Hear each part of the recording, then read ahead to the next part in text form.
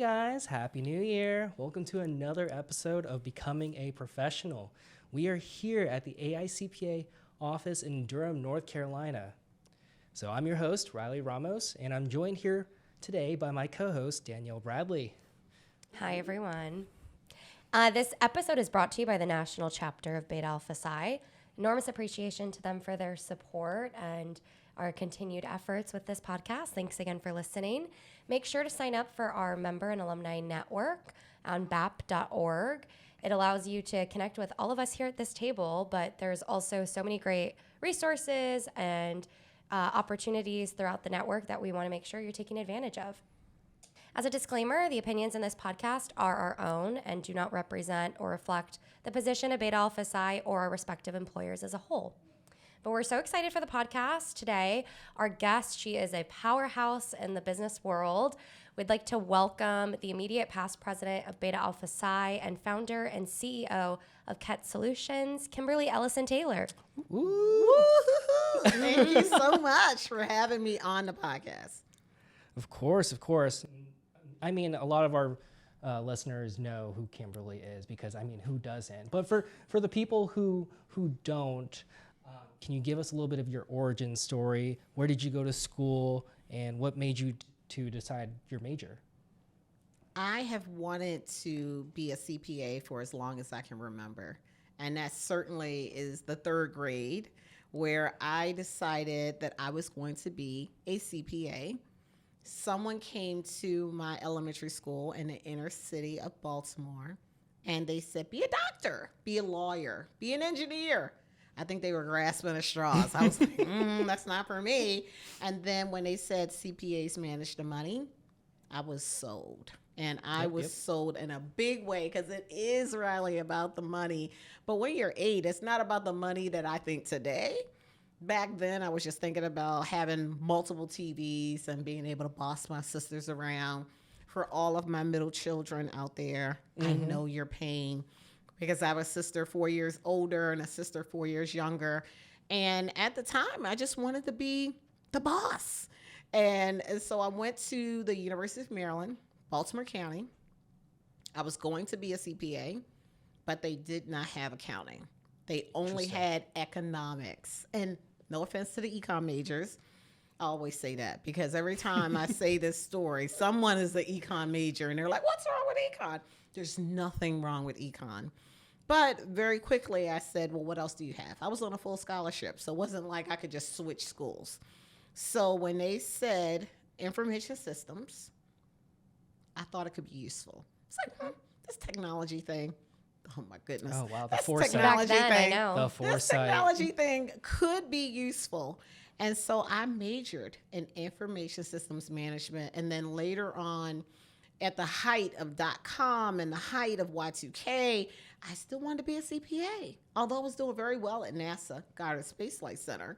And I just said, okay, I'm going to go back to school. So I went to a community college for 2 years and went to school at night.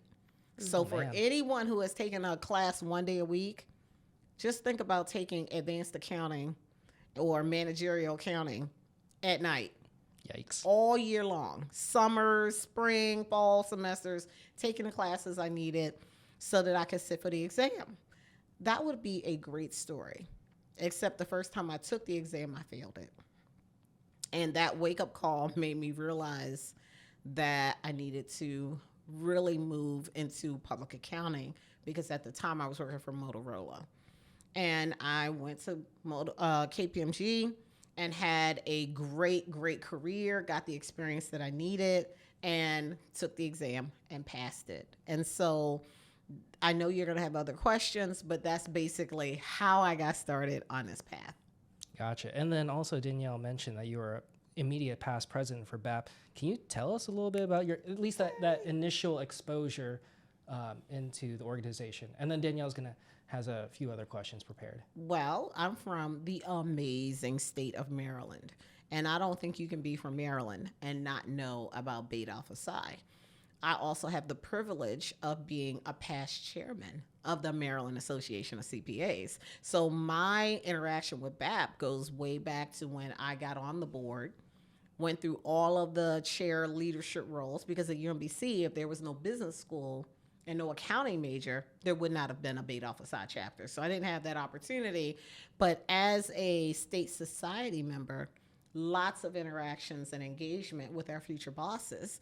And so when I became the chairman of the American Institute of CPAs, Beta Alpha Psi always factors front and center when you're talking about next gen leaders and technology. Go figure now.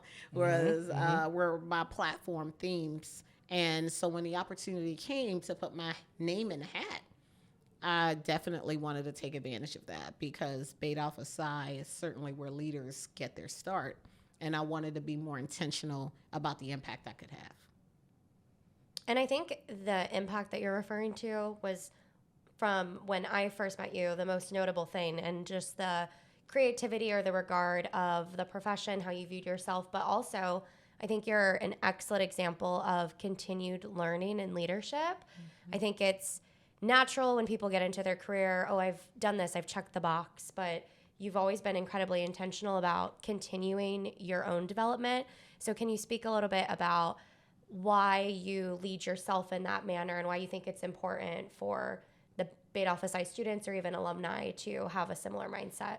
Great question. And I think, Danielle, it comes back to, I'm an octagon. I don't see a box. I know people are told to think out of the box, but what if there was no box? And sometimes you gotta shove yourself into a space that doesn't really feel as comfortable, because my comfortable space today is equal parts technology and accounting. And I think that for a long time, I tried to follow one path or the other path. And then I just got to the point of why? Why can't I do both? Why can't I be a certified information systems auditor? Why can't I have a Master of Science in IT from Carnegie Mellon? Even as I am very emphatic that the accounting profession is one of the best there is, but that doesn't mean that I can't embrace other learning modes. Mm-hmm. And so I embrace all forms of learning, self-learning. It could be LinkedIn Live learning. It could be a YouTube learning. It could be you reading a book. It could be community college, 4-year university, a trade school. All forms of learning are valid learning. Yeah. And I think we have to be committed to lifelong learning and be willing to reinvent ourselves and be willing to challenge ourselves to learn new things, because the technology of today, I don't think we could have even foreseen that we would be talking about generative AI back even when I was just going to college. Mm-hmm. And so I don't think any of us can rest on our laurels. And I think that there's always going to be something to know and learn. And more recently, I just became a certified internal auditor. Which was really dangerous, because I mentioned it at the annual meeting and said I was going to do it. I know you're saying, like, I'm studying. I'm studying. And when everybody was out, I was studying. And the CEO, a really good friend of mine, Anthony Pugliese, he looked at me, because he wasn't going to out me and say, oh, she's studying the CIA. I did it myself, because I said to him, I said, listen, Anthony, I need to show that I'm committed. And if I don't pass, I will take it until I do. Mm-hmm. Now, once I freed myself from the pressure of expectations and people say, oh, she failed. Okay. If I did, I'll just get up and do it again and try to take the exam and study and correct things I did wrong and make it better. So once you free yourself from those expectations, like you can't make a mistake, you can't be imperfect, I'm free of those things. And so I put the time and effort in after I told like 1,000 people that was studying for the exam. I was like, I have to really put this work in now for sure. And I was delighted when she said, the lady who was there administering the test, she said, well, how do you think you did? And I said, I don't know. I didn't even get up to go to the ladies' room. I sat there the whole time, not moving. And she said, how do you think you did? And I said, I don't know. So she hands me the paper and she is not smiling. I'm like, oh my gosh, what am I going to do? That's the worst. That is the worst. She set me up good. And then I saw that I passed and I did a little dance. She probably was like, why is this lady dancing? But I was so excited. But back to your point. I think we all have to be lifelong students. And we can't think that the only way you can do it is if you go to a 4-year institution. There are so many other ways to learn. Absolutely. And so obviously your presidency focused a lot around reimagining the path forward, looking constantly at assessment of where you are. And I think to what you just spoke on with freeing yourself, I think it's natural for people to almost feel fear or pressure or worrying about, if I make a decision this way, like, will I regret it? Will I prefer doing something else? And worrying about the implications of that decision. So what would you recommend to anyone that maybe testing out and trying and looking and assessing, and they maybe don't feel the right fit for them just yet, or they have some of those considerations? What would you recommend to them on their path forward? First of all, I think they have to think about their own vision. And it doesn't always have to be the vision of 5 years out. It doesn't have to be the vision of 30 days out. It can be whatever time frame you identify. What is it that ultimately you want to do? And then what I found is that life is a series of steps, small steps and big steps, that helps you get closer and closer to that goal. So if it seems so big, break it down into bite-sized chunks.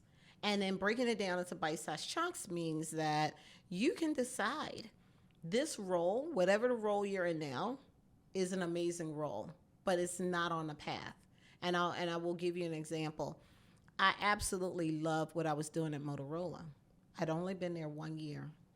I was worried about leaving because I was like, I can't leave after a year, because we've been told that you really don't want to do that. It looks bad on your resume, all the things. But when I failed the exam, I had the wake-up call that basically said, the work that I'm doing is important, but no one here cares if I'm a CPA or not, because it's not critical to the role they hired me for. I needed to make a really big decision, and that was to course correct and realize that this isn't going to help me get to where I need to be. And so it was really hard, because I was just feeling like I was learning the role, getting my sea legs under me. And then I made the decision that I needed to leave so that I could go somewhere that reinforced my vision, reinforced my goals. And that was in public accounting, which was the best step for me. And I actually passed the exam the very next time that I took it, because the whole infrastructure was reinforcing that I needed to study and to learn these certain things in order to have the competency that I needed. And I think sometimes we are worried that, oh, we just got here, we can't do it. Is it on your path or not? And we need a personal board of directors, because some people can see things that you may not. And they may say, and I have said to people, you need to stay. And they're like, well, Kimberly, I hate it. And I was like, well, you just need to stay. Because what you will learn here will benefit you for the next 10 to 15 years of your career. And so the learning is bigger than, I would say, sometimes, of you just not liking it. Yep. And I think that's hard, because people want to see the immediate return. But sometimes you don't. And sometimes it takes time. And I think that if you're focused on what your end game is, you will be able to work and be joyful about the path and the process. And I tell people, I mean, I spent so many years wishing for the weekend. Like, oh, we can go to the movies on the weekend. And then I realized I am literally waiting for 2 days. What am I doing for the other 5? Yeah. So if I want to go to movies on a Monday night, because Monday always seemed the day that gets the bad rap. Can't do anything on Monday. It's the first day of the work week. Why not go to movies on a Monday? Why? I can eat alone. I've been plenty of times where I've been on travel and people are like, oh, I would just go to room service. No, I went down to the restaurant and enjoyed myself eating alone. Breaking the barriers, breaking all of the myths of what you're supposed to do or not do. And I think when you focus on the vision that you have, and then you have to ask yourself, am I learning anything here that is going to help me on my journey? And then maybe ask your personal board of directors to give you the feedback to say, is this going to help me? Mm-hmm. And I think you'll make a decision based on those discussion points. Yeah, and that, I think to your point of the personal board of directors, I had almost an opposite encounter with that where I felt like I could stay somewhere, and it was recommended to me to make a transition and to try it and take that leap of faith. And that helped me because my pressure at that point was fear of the unknown. And so it's interesting how definitely your board of directors can assist with either end of the spectrum depending on where you are, whether it's fear-based, whether you're wondering when to make that decision, or if you are set in your ways versus you don't know what path it is and just saying yes. And in terms of just the profession overall, you've been a huge advocate for both your background in information systems, obviously your position chair of the AICPA. You were labeled as of last month, congratulations again, number 3 most influential person in public accounting by Accounting Today. So obviously you've served as a speaker and a representative for the profession in a variety of various facets and always saying, yes, and I can be this and that path forward. What would you say in terms of that path, or also being number 3 of the most influential person, and how does that make you feel, and just your experience? I know. Couldn't believe it. I know people are like, Kimberly, you got the same or relative thing last year, but I don't take it for granted. I think that every day we have to earn our space, we earn our position, we earn the right to call ourselves influencers. And I think ultimately for me, it's because I care. I do not believe that it's a zero sum. I don't believe if I succeed, one of us has to fail, and it's going to be you if I succeed. I think we both can. And I think that in becoming the chair of the American Institute of CPAs, which was a dream I didn't even know I had, I was doing things that people in my neighborhood never would have done, or didn't even think to do, and didn't know to do. And so I don't take that lightly, because I could have been doing something very similar to them, except that I had parents that I was afraid of. So maybe that wouldn't have worked. I was afraid of my parents. But I think my purpose is to be an example and to show people, purple people, not just one group, but purple people for me is everybody. Men, women, however people identify in between. However you see your identity, everybody, purple. And I think it's an example of what is possible. Because if you had the right amount of mentoring and exposure and coaching, and you're coachable and you're willing to take feedback, and then you have people willing to take a chance on you and speak up and say your name in rooms you're not in and never have been in, and they're willing to say your name, you can't let them down. And you've got to be consistent, and you've got to show up in ways that inspire the next generation.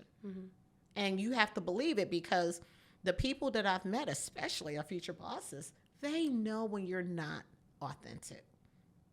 People know when you care, or they know when you're going through the motions. And for me, information systems, who knew? I mean, when I was in school, it was the word processors were almost as big as this table. Who knew that we'd be carrying almost a supercomputer in our pockets? And then talking on the phone. Who knew that we would have that much computing power? And I majored in information systems and brought it together with accounting. But I'm self-aware enough to know that there are so many paths forward. So I don't ever want to be the person that says the only path forward is doing any of the credentials that I've done, because there could be something new that comes out tomorrow. It's more about the competency. It's more about the learning. And so if someone said they were going to do fraud, they wanted to do accounting, they wanted to do cybersecurity, they want to do tax IT, they want to do auditing and be on an engagement team, and that, you know, where there's a supervising senior who is a CPA, but they're not a CPA. I think we have to be good with that. And I think we have to make people feel that if they bring the competency, they bring the learning, that there is a place for them. because there are any number of reasons that people choose the path that they're on. And I think it's a mistake to only tell people there's one path forward to success. There's so many paths forward. And I think I meet people every day that inspire me. And some of them are CPAs and some of them are not. Some of them have degrees and some of them do not. And so I'm glad that I'm self-aware enough to not only think there's just one way forward. Mm-hmm. No, I like that. I'm actually getting goosebumps just listening to this dialogue, which it's been super amazing so far. I'm like looking forward to editing this video. But I mean, essentially this brand that you've built for yourself over the years, you've essentially packaged it and have taken ownership of your own brand. And now it's your business. Yes. Kit Solutions. Yes. Well, can you tell us what made you decide to start your own business?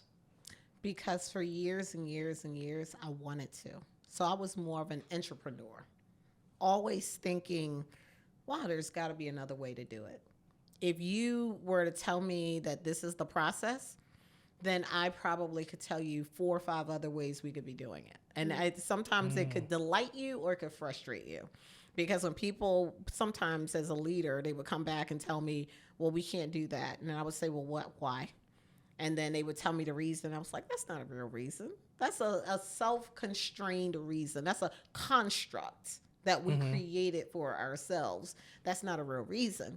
And so I think that as I think about the path forward and the things that I've done and my brand, I want people to think there are very few things that are impossible. When people say something's impossible, there are very few things that are impossible. And I want them to think that when there is a will, there is a way. I just haven't figured out the way. Not to give up, to think about every day, I can find or identify maybe someone who can help me. Somebody that can help me. Closed mouths don't get fed. Why wouldn't we go and ask for someone to be our mentor, to be someone that would coach us, for someone that would be a referral or a reference or be on our personal board of directors? Why wouldn't we ask? And so for me, I decided I'm not competing with women or men, for what it's worth, over one seat. I'm not going to be that person. I'm not going to be the person that's going to be angry at world events, because goodness knows there's a lot to be angry about. But I don't want that to change who I am, because I know who I am and I know whose I am. And that means that I can't show up negative and bitter and angry. It means that I need to be for all people, not just my community, but every community. I want people to trust me with their loved ones the same way that I'd want to trust them with my sons. Because when my sons show up, I want to know that they can be successful. I want to know that someone cares if they're making a difference or not. And I want my colleagues to know that if their kids showed up with me, that I would take care of them and that I would give them the feedback. And if they fell down, just like if it was a bicycle, I would pick them up and say, okay, this is what we have to do this time. Yep. And trust me the same way that I would trust them. And I think that I'm called to do what I do in a way it's like a ministry for me. Because you can't do it if you don't feel like it's a purpose. And I do feel like it's part of my why, and I feel like it's part of my purpose. And so it's self-fueling, self-motivating. It's like having a solar-powered battery all the time. Because people say, Kimberly, how can you stay so optimistic? Because what is the alternative? The alternative to being the way I am would be unacceptable to me. It would be everything's negative, everything's gloomy, it'll never work. We tried that, it won't happen. I can't be that person. And it's so funny because even in my family, my younger sister, who is only 4 years younger than me, so she's like 48, she says, I know I can't call you and tell you, some pity party thing. And I said, well, sure you can. She said, you will not get on that train with me. I said, I will get on the train with you for one day. One day we can cry, we can fuss, we can be mad, we can rant. You get one day. The next day, I want to know, what are we going to do? Because I can't stay there. I just literally cannot stay without thinking about the plan. And it might not be the best plan, but at least I need some plan. And so my brand is about being for positivity as opposed to being against something else. So I'm not going to compete for one seat. What I am going to do is help create bigger tables. And then we can all pull up a chair. Just scooch over. We can all pull up a chair. Not for 2 people, not for 3 people, not for people who are women, not for people who are Black, all people. We can sit at this table. And would you say your brand and saying yes to opportunities, thinking that there may not even be a box, right? Thinking further past outside, is that what really inspired you and keeps you on the path of being an entrepreneur to this day? I would say yes, because to the point, Riley, to your question, I didn't know that I was going to be an entrepreneur in the pandemic. Who starts a company in the pandemic? Oh, that's wild. It's just unbelievable. But, and I tease people, and I say this kind of tongue in cheek. I said for the first 2 months, I was in denial. And I really thought we would all be back at work, the kids would be back in school. Then the next 2 months, I thought, we're all going to die. Because I was like, where is it coming from? It's airborne. What is it? I mean, I'm watching the news like nobody really knows what's happening. Nobody knows. And then I just realized life is so short. We need to live our best life. And I wanted to be an entrepreneur because I am divergent. Yeah. I want things different from day to day to day. And I wanted to do some of this and some of that, and some of this and some of that. And I do a lot of volunteerism. You could submit that I'm an entrepreneur to fund my volunteerism. So because I do so much, hopefully I'm paying it forward for the next generation. And I think that is important. And so my why in being an entrepreneur and being able to schedule things the way I want to do them is also what gives me the ability to have a positive outlook. And sometimes people are afraid to step out and take a chance. Yep. But if you know that you want to be an entrepreneur, you don't have to wait until you're 50. That's how old I was to do it. I think that once you know early, then you can start getting the skill sets that you need, the experience, the exposure, the mentors, the conferences, and put the building blocks in place to do it. Because when people feel that itch, maybe the itch is that you're wholesale. It's not the job, it's you. And you're not doing your purpose. And so a lot of times what I did to satisfy that is that I've always been a volunteer leader. So even as I was working, the itch that I have to help people and help people grow, I found other ways to manifest it. Yep. But if whoever listeners are listening to this, if you feel uncomfortable because you're just like, I can't figure out, this is a perfect role, but why am I not happy? Because there's some part of you that you're shoving into that box and it's not fitting. So either you got to get a bigger box or you have to not see the box. And that could be satisfying that urge to do something more. Mm-hmm.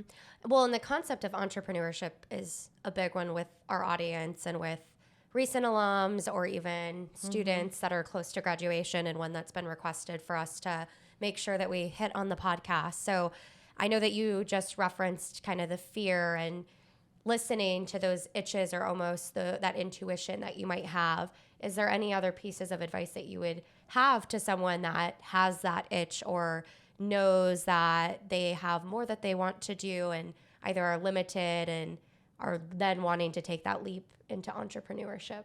I think they have to be self-aware, because when I look at the major technology companies, most of the visionary leaders were not the administrative leaders. The visionary leaders were the ones with the great idea, but they were not the ones who actually were like, okay, we got to be chief of staff. We got to do regulatory compliance. We got to do all our forecasting. We got to go out and get the investors. Now, the visionary leader comes and shares the idea, but someone has to do the work. And I think if it's you and you're 2-in-1 package, that's great. But if it's not, then you need to find that person who is going to put the period at the end of your sentences and help you and organize you so that you can be maximally out there spreading more information about your dream and your goal. And I think sometimes when we see entrepreneurs who are the visionary type getting caught up in the web of doing administrative work, then the business does not take off because they're not maximizing their true gifts. Mm-hmm. And there are some people who, believe it or not, have no aspiration to be the front person. They're entrepreneurial, but they just don't want to be that person that's out front. They're okay being behind the scenes, getting all the work done, being a co-founder or being a COO or something like that. And I think that people who have aspirations to be entrepreneurs definitely need to make a checklist. Now, many of us like checklists, but they need a checklist and they need to go through the regulatory setup, federal, state, and local levels. They need to understand their customer base. There's marketing definitely in it. They need the insurance and all of the potential liability factors they need to take into account, as well as how are they going to deliver consistent, high-quality service. Mm-hmm. And not to bite off more than they can chew. So they need a staged plan. And maybe your plan is to offer 7 offerings. But in year 1, maybe you can only do 1. And then over to year 2 and 3, you'll offer more. And then 4 and 5. And then up until maybe the 7th year, you'll get to the 7 offerings that you want to offer or go to market with. And I think sometimes many people think they have to do it all right now. Mm-hmm. You can just do one thing. And even as I was saying to my sons, and I said, listen, we will fund your entrepreneurial dream. Tell us what it is you want to do. Sell us on the business plan, because we got to be the first ones that's invested in your dream. And we need to know you're willing to do the work. We cannot outwork you for your dream. You've got to be the one willing to be the most uncomfortable, not 3 hours of sleep, 4 hours of sleep, if that's what you do, that you spent all night writing the proposal and you're asking for edits. You're not asking necessarily for somebody else to write it. So it depends on how you want to manifest that dream. But no doesn't mean no forever. And I think that people need to just stage it. Get success, get buy-in, go to the next, go to the next, go to the next. Bite-sized chunks. Yeah, that's really helpful. And I will say, knowing Kimberly, she's big on mentorship. So if you're in that position, reach out on LinkedIn, sure, connect. I do answer my LinkedIn. She would love to serve as a mentor. Yes. Well, I know we're getting close to the end, but one thing, obviously, with your involvement with Beta Alpha Psi, we want to know, what's your favorite BAP memory? Yes. Oh my gosh. Very important Well, question. let me just say, Danielle, you were conference chair for 2023's annual meeting for Beta Alpha Psi. So thank you again. Every moment, from the line dancing, that was memorable. Great. That was great. From the fashion show, that was great. From the music, that was great. I mean, from the 360-degree booth was great. From watching our BAP members break dance, that was great. I was impressed. Yeah. Got some true talent out there. That was like next level. And I think it's so funny because the video of me dancing is on my page, or me doing a walkway, and people say, yeah, we saw you dancing. Because accountants don't dance. Go figure. I don't see a box. So why couldn't I walk the runway if I wanted to? And why couldn't we have great music and energy in an annual meeting? And so the Pack Shack was a great idea. Project Run With It was great. I mean, all of the awards, the team that went around and supported everybody, took pictures with them. The Hype Squad, Danielle's idea. Awesome. I mean, it was just high energy. There was a lot of energy, a lot of intention, the faculty advisors breakfast. If you missed it, you missed it. And we didn't record it except for the snippets of videos that we have. So it would be interesting to see one, like pieces and parts of a video, because then it would show people that they should not miss another one. Because I think if you saw what we did, you would be at every event that you could attend. And even the professional partner discussions at the tables, tabletop discussions. We've got a lot of great ideas that we'll continue to perfect, and they'll continue to get better. But it really is about cultivating an environment where excellent people can do excellent things and magnify the things that we're already going to do anyway, but just make them even better. I love that. Well, unfortunately, Kimberly, that's all the time that we have today. I know we have a lot of plans later today after our board meeting. So we're actually going to be going to dinner here shortly. But just to wrap things up, thank you, listeners, for tuning in to this week's episode. Be sure to like, subscribe, and follow us from whatever platform you're tuning in from. Also, check out the show notes for our various social media pages and official BAP swag. Kimberly, thank you so much for finally guesting on our podcast. Yes. So it was a long time coming. Oh, yes. We're definitely having you on. Yes. I'll be back. But it was such a pleasure to hear your story. And with that, we'll see you on the next episode of Becoming a Professional.